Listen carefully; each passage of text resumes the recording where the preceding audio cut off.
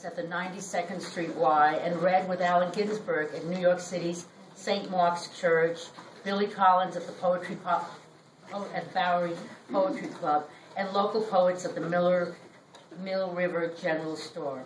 This spring she will be mounting a takeoff on the Brecht Weil entitled The 2.5 Penny Occupy Opera.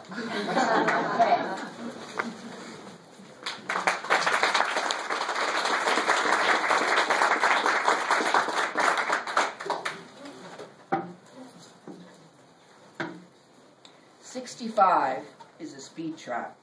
Today my Medicare card came, red, white, and blue, like the flag unfurling at Kennedy's funeral, carefully refolded and presented like a box of candy. I knew all the cherry centers had been eaten, the plutocrats taking over my final stages. I'm a dog climbing out of the surf, hair matted down, the body skeletal and puppyish. Someone in St. Paul now navigates my outpatient mental health status, my pleasure-pain centers, my scribbles of shame. A pilgrim in a lost caravan, the empire is my final dance partner. Unit 072344639. I've never had an abortion. I did have a cesarean. The newborn had to be removed by force. The ice melting, the salmon confused. She swam laps in my mycelium moon. And there was afterwards, while the playground moms chatted, that sharp tang of freedom mixed with loss. My daughter rising like wild maize. I fold my hands and notice the brown spots on fingers that remember just where to find the banister, down to the cellar, to pickle with the other root vegetables. Good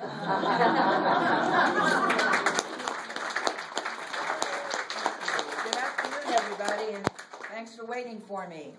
And it's great to have waited all this time to get to this age and finally be published. Yay! How many of you grew up in Brooklyn? All right, Brooklyn gals, you'll remember this street game. And if you do, and maybe you grew up someplace else and you know it, sing along. A, my name is.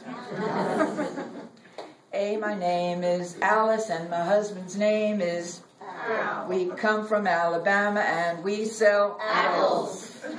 B, my name is, and my husband's name is. We come from, and we sell. As my high bouncer flew under my skinny long legs, I would challenge my brain to come up with matching letter names of cities, husbands, and merchandise.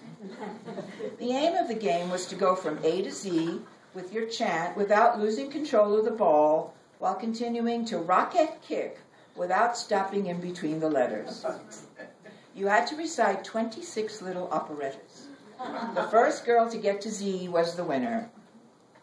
As I look back upon this sidewalk ritual, I can't believe my friends and I, and all the girls across the Brooklyn Bridge, spent the better part of our fresh air time playing this hypnotic game on 6 inches of sidewalk.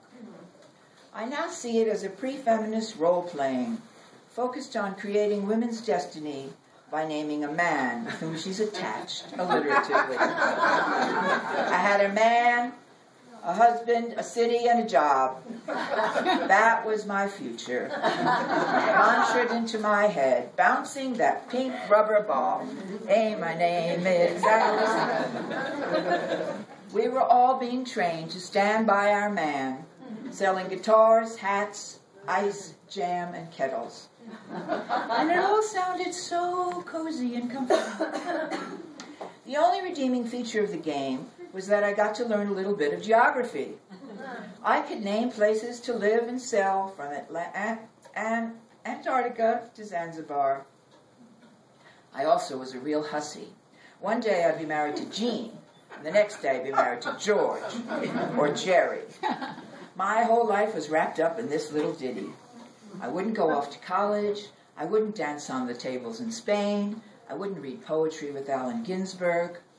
Everything was nailed down and sung like a lullaby of domestic Stepford bliss.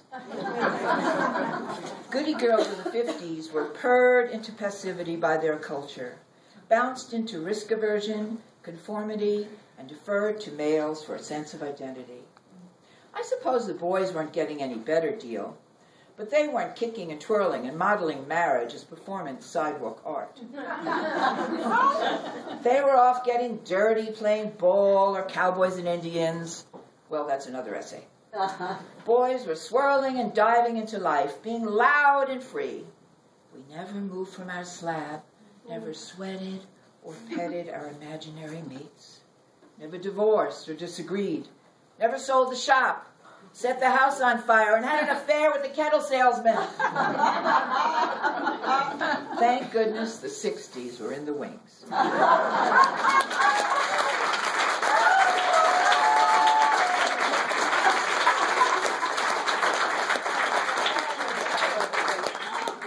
And now moving on to the body.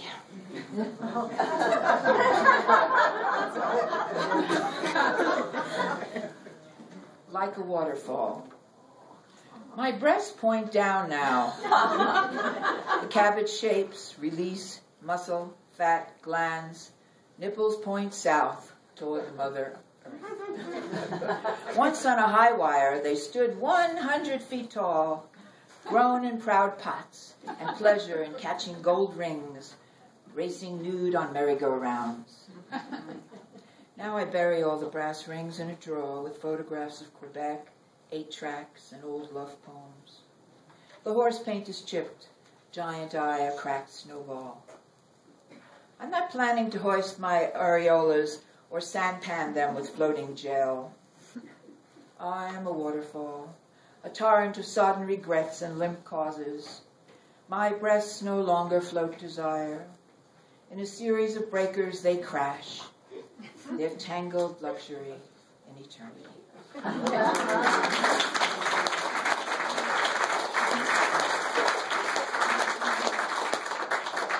Well, part of the passage of getting here has been through parenthood, and I'm sure many of you have shared that journey, and it's always filled with surprise and challenges. Passage du riz.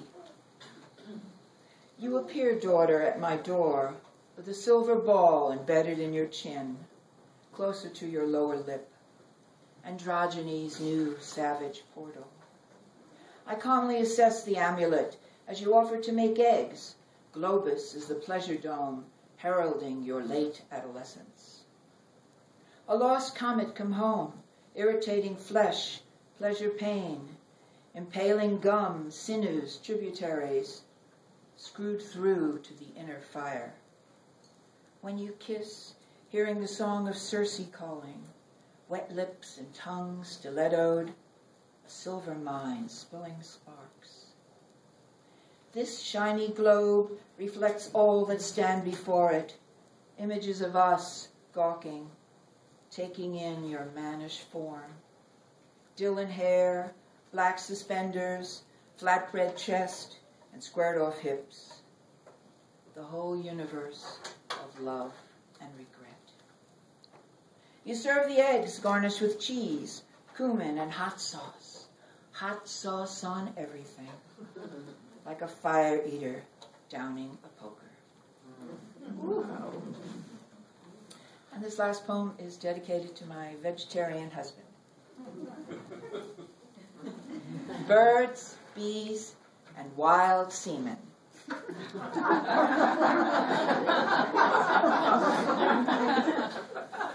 He won't eat bottom feeders, shrimps, scallops, clams. He says it's not healthy, and religion has nothing to do with it. I say, more for me. As for red meat or free-range birds, he says he doesn't need to kill an animal to have a meal. He's happy with kale, tofu, chickpeas, yogurt from contented cows, and water. I'm not that zen.